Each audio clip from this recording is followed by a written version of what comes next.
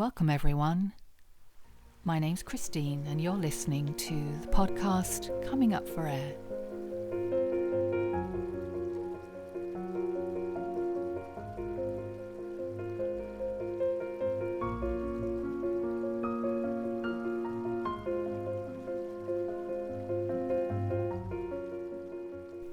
This week I thought I would share with you some reflections or excerpts from my journal. It's really helpful when we get to hear somebody else's story to know that we're not so dissimilar in what we're experiencing, what we're feeling. And again, it's just helpful validation. So this one is from July 2019. Monkey mind, they call it. My monkey is up and swinging through the trees at 4 a.m. Crickets are loud. At least it's not too hot. I make myself a cup of chamomile tea. The CBD I took earlier is just not enough tonight. I miss my dad. It's a dull ache. Yeah, feeling it now. A dull ache in the centre of my chest. I see his photo on my bedside table. It's such a hard thing to feel into the thought of him and know I'll not see his physical presence ever again. He's not that body anymore. And I'm reading this to you and it just brings up that emotion really present again. What I've written, great racking sobs emerge from my chest. The emotions are choking as it rises up into my throat. I know I must let it go. I know enough to release it, to allow it its full voice. I let the energy of it go.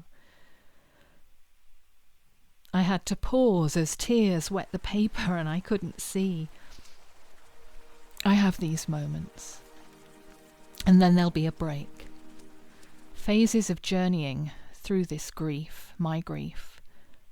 A spiral unravelling within me, ever upward. Touching points of it as it spirals away from my personal ground zero. Grief's impact. An event. The bomb goes off, and then the mind cannot quite take it in. I reflect back to earlier this morning. At that moment I know what's being said.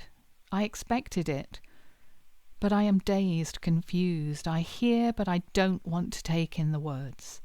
Expected, but dreaded. So many different thoughts washing up on the shore of my desolation.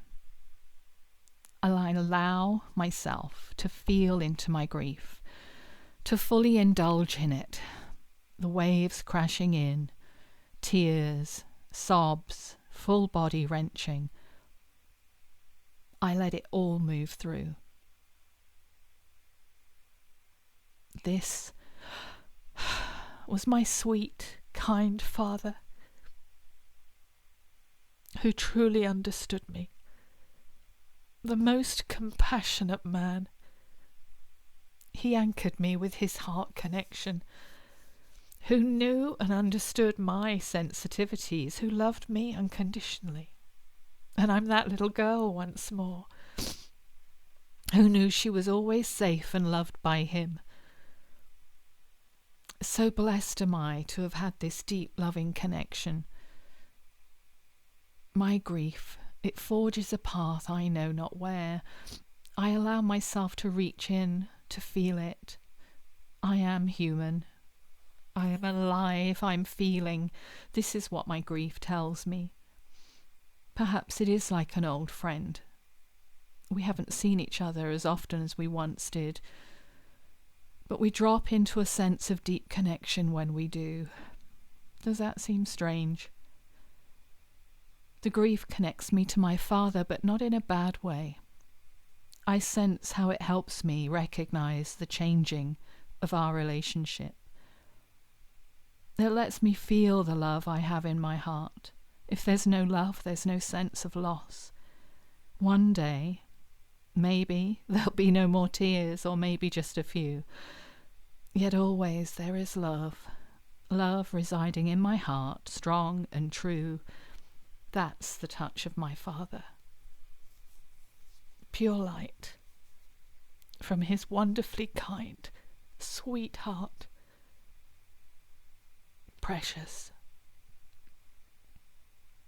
That's what he used to call me, my precious. I still see his face, the last time, as I walk away to catch my plane. All our goodbyes and I love yous spoken, and we both knew in that moment it would be our last, and we clung with our eyes, truly seeing each other, hearts connected, and I whispered, I love you, Dad, always. More releasing, more sobbing, feeling into it, breathing deeply, tears, sighs, full inhale, full exhale. And then the dawn's chorus breaks. It's past 5 a.m. The birds calling in a new day. Another movement in my spiral of mourning. And yet lessening the pain with every release. Precious, precious love. And yes, reading it back to you. I'm right there, feeling that sadness. Feeling how much I miss my father. But that's what loss is. That's what loving is. As you might have gathered, and I believe I mentioned before in my other podcasts, that I am a sensitive. I feel deeply and share emotions. And honestly, I couldn't even do it differently. But that's okay. That's, it's part of what we're here for, to dive deeply and know that it's all okay. And I have experience. I've been sharing grief journeys with people for over 30 years.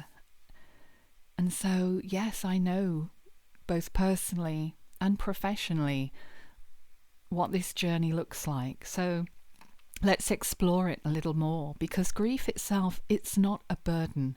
I know that that's what it feels like for so many people. But it's not a burden. But it can be transformational. It can even be a spiritual doorway.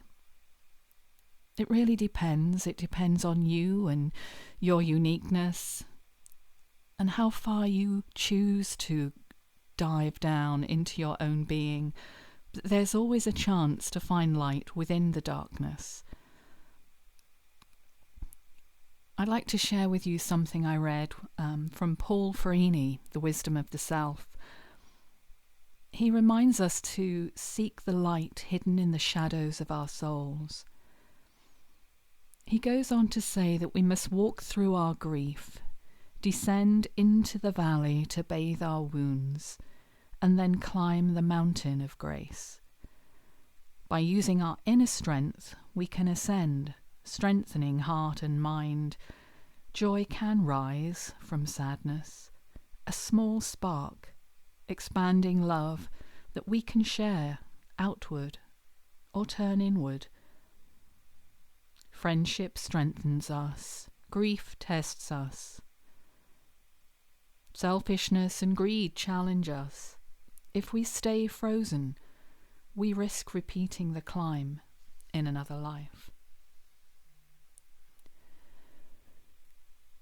And so that's the challenge for all of us in loss and grief, is that we have to go deeper and into the dark. But what is it like right at the beginning?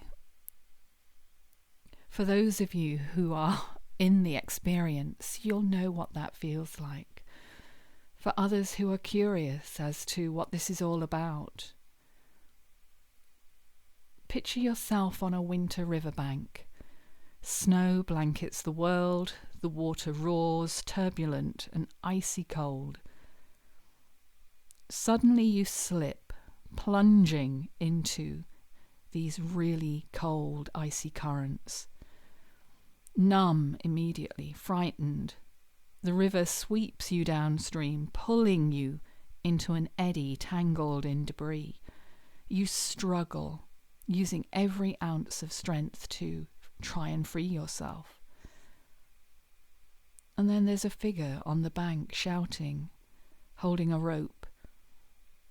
The rope lands at your feet, you grasp it, and the stranger pulls you to safety. Come on, you can do it. Lean on me, and we'll get home. It's like that, isn't it, grief? Have you yourself felt that icy plunge, overwhelming, uncertain? Lean into your own inner guidance. Lean into your own intuition. Some of the tools that I share, the visualizations, the relaxations, these are all tools that can be part of your map, part of your rope to hold on to. It's about getting to that new sense of self, because that will emerge from the chaos if you truly let it.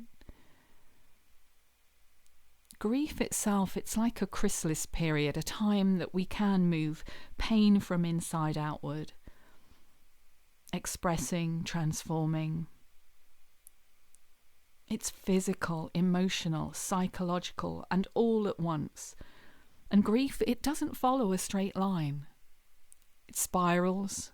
It's quite chaotic at times, and it keeps revisiting emotions in new shapes, which is why, traditional stage or linear models just don't make sense sometimes.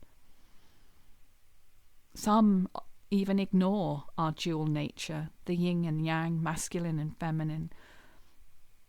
So that linear, logical thinking way of trying to think yourself through grief, it doesn't work. Well, just look at nature. It moves in spirals and circles like water flowing downstream. Every wave is unique, yet the direction remains.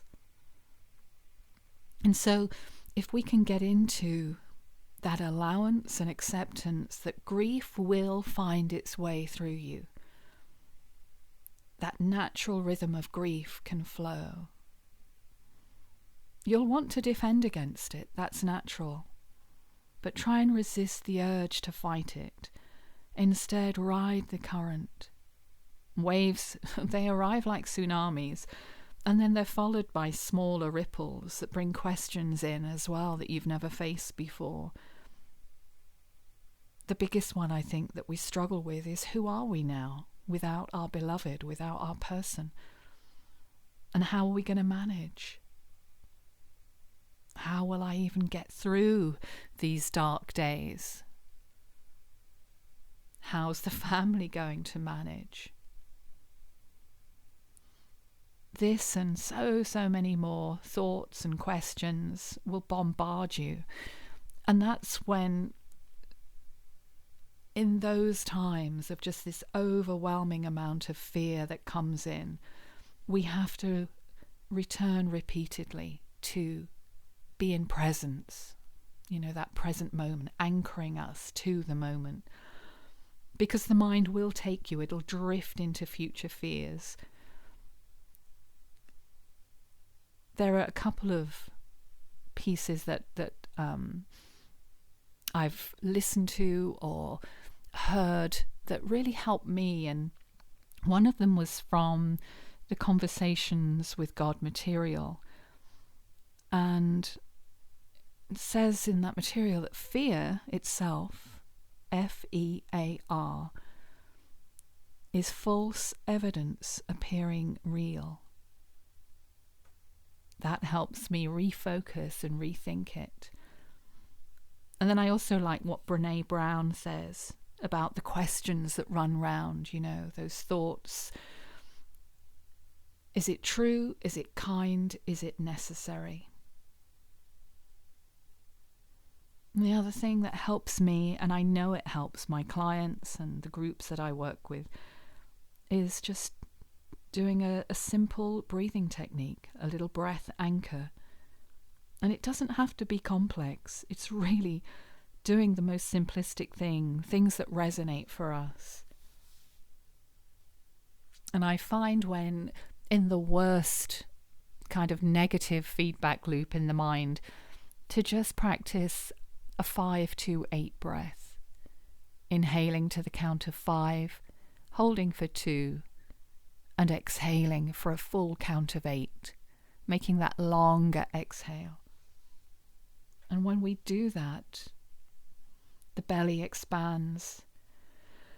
Exhaling fully lets tension melt away. All restoring us, all bringing us into just a calmer sense, ultimately coming back to presence. There's so much work out there. There are so many wonderful videos and things to watch on breath and breathing. And it's an important component. Because emotions are energy in motion. And if we resist and stop, it's like it builds up within us. Movement helps the energy flow. Breathing helps the energy flow. Deep diaphragmatic breathing supports release. Crying releases stored energy, but other movement. Everyone processes grief in their own unique way. Some find solace in expressive outlets, like me, crying, journaling, art, talking it out. But others are more physical or instrumental grievers. They want to channel energy into physical activity, gardening, woodworking, even running or purposeful work. And, all approaches are valid. The key is not to numb the grief with endless busyness, but always to attend to its call when it arises. And I think with anything that we're dealing with and that we're practicing, it's about staying true to yourself. But feel, allow, release, honor the sadness, honor the pain, even the despair. Don't ignore them. To ignore it will postpone what is inevitable, and grief will find its way. It will find a way to be loud and to grab your attention in moments when you really don't want it. So the practice is to get used to acknowledging when you have those waves, those grief bursts, those like little pods of grief bubbles that kind of come up. I know it's not always appropriate or easy to let that out in the moment, but if you can, that's the practice. And if you can't in that moment, and you're trying to just hold it together because you're at work or it's just not a good time, acknowledge though within, acknowledge to yourself to come back to that. There are common emotional and physical signals that we all have to greater or lesser degrees. So for some of us, there's a lot of crying. But there's also disbelief, there's numbness, restlessness, irritability, and there's this surreal perception of time. It doesn't feel like how can anybody else keep going? There's yearning, deep sadness that can sometimes tip into depression and guilt and indecision and scattered thoughts. And then physically, especially initially, there's that tightness sometimes that we feel in the chest, a real heartache, rapid heartbeat, clammy hands, dry mouth, headaches, shortness of breath even, and fatigue, real deep fatigue. Now, a lot of people will experience that kind of a heartache. Obviously, if this really feels like more chest pain radiating into arm, jaw or back, then please do seek immediate attention. Seek medical advice, especially if you've got any heart disease history. But with all of these kinds of symptoms that we deal with in our shock and our grief, sometimes we need just a little bit extra. We need help, we need support. And there's so much wonderful help out there. Counsellors, professionals who can support you, and also naturopaths and holistic practitioners. Personally, I've found to be extremely helpful with grief.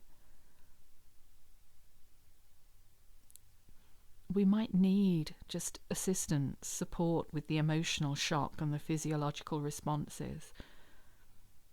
And then remember, the biggest piece of all is kindness to self, compassion to self, rest, gentle movement, and self-compassion on all levels. You know, there's so much incredible work being done in the scientific community, and it's really helping us acknowledge the full impact that grief has. I particularly found the work of Mary Frances O'Connor in her book The Grieving Brain, The Surprising Science of How to Learn from Love and Loss, 2021. And what was really good information with this is that when we form attachments with our loved ones, the brain encodes this as if the person will always be there. So of course, when they've gone, when they've died, we look for them. We continue to look for them coming home from work or school. There are certain expectations of patterns of behaviour or habits because the brain encodes a bond with the loved one, creating a we of overlapping experience. So the brain is trying to locate the person after death. That's what that searching, that yearning is all about. The brain is trying to locate the person after death. So part of our struggle in our grief is we don't always understand that that's what's happening. We think there's something wrong with us. But we're having to change, literally, the brain's rewiring. And at a neural encoded level, it feels like there's a hole. So the brain has to rewire its representation of what the situation is now. And this reminded me of phantom limb syndrome when I was a student nurse. And I remember this so significantly. I was on a male ward, and an amputee, he wasn't a very, I remember he was kind of a middle-aged person. He was a lovely man, great sense of humour.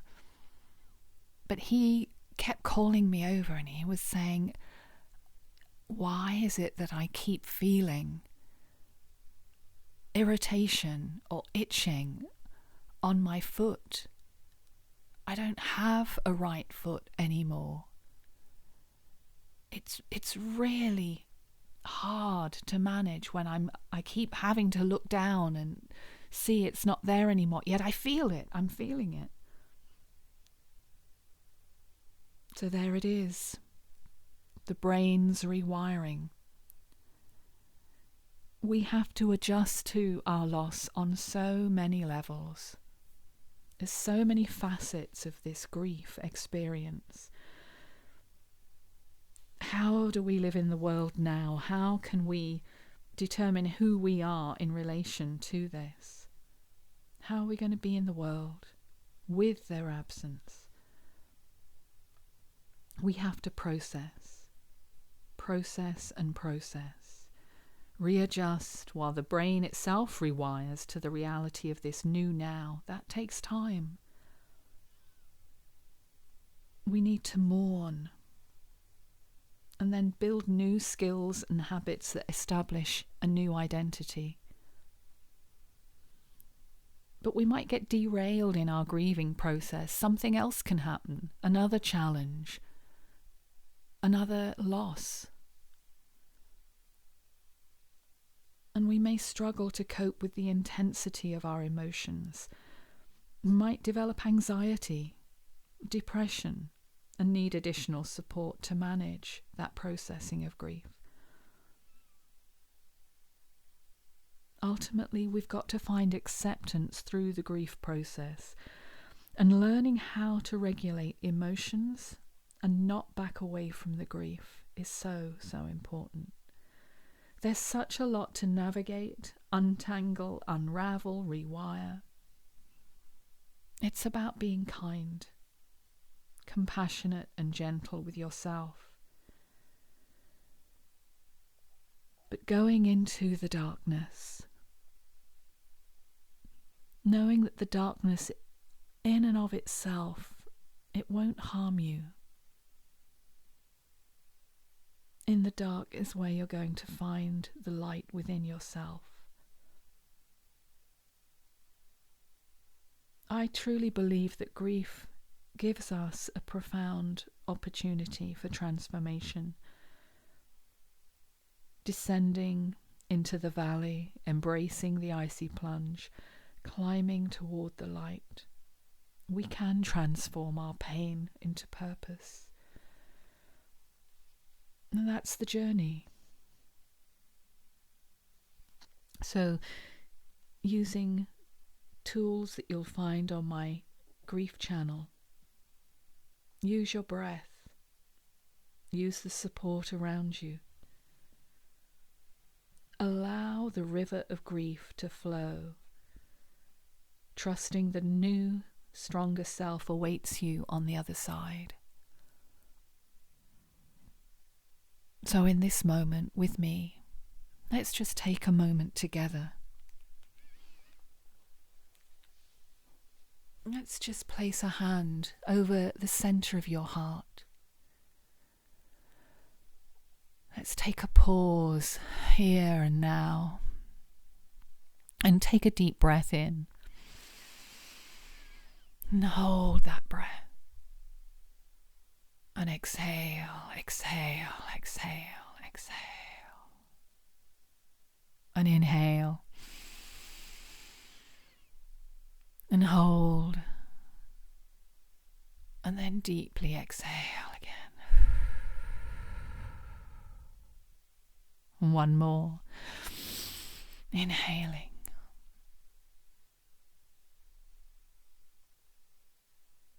And then exhale. All the way, all the way, all the way. Now soften. Let your hands just simply drop into your lap.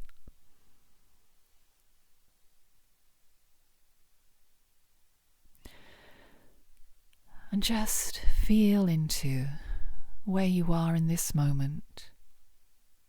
What do you feel? What do you sense? It helps to start with the physical body, just to notice. Are my shoulders tight? Am I holding them up around my ears? And if so, just breathing into it. Just letting them drop a little. Oh, letting them go, letting that tension go. Just releasing for this moment. Ah. Checking in to that inner world within, that heart space. What does your heart hold right now in this moment? And what does your chest hold? We store so much of our grief in that chest area, in our lungs. Just breathing it through in your own way and in your own time. Just taking this moment, taking this pause, just to be here now. Can you be kind and compassionate to yourself? Just in this way, just supporting yourself, acknowledging that you do need this pause, this moment, reconnecting to yourself, utilizing your breath, just breathing into it.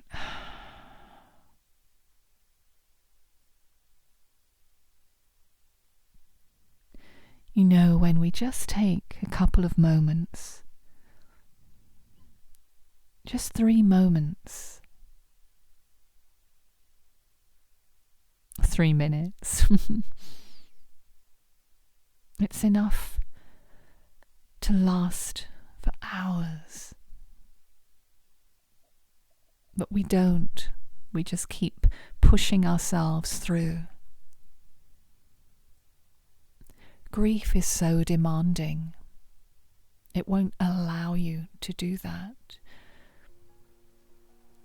It comes up in such waves that you have to stop and pause. But in that moment, you get to choose whether to just allow it to break, to breathe it through, to let it out. And if that tendency is to resist and defend against feeling, then it's going to be more difficult, more uncomfortable. So that's a big shift for so many people, to allow ourselves that luxury of breathing into and letting emotion pour through us. Learning how to feel into what we don't want to, what is difficult, what's so hard. But the more you can allow yourself the gift of that, breathing into it, letting it pour out of you, it's like we can break on the shore and then just lie on the shore, remembering our beloveds. Once we've let go of the despair, the sadness, the sorrow, touching back into that love, that place of deep love.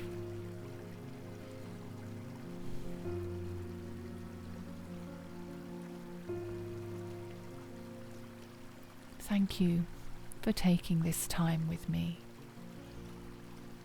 Wishing peace to your hearts. Thank you.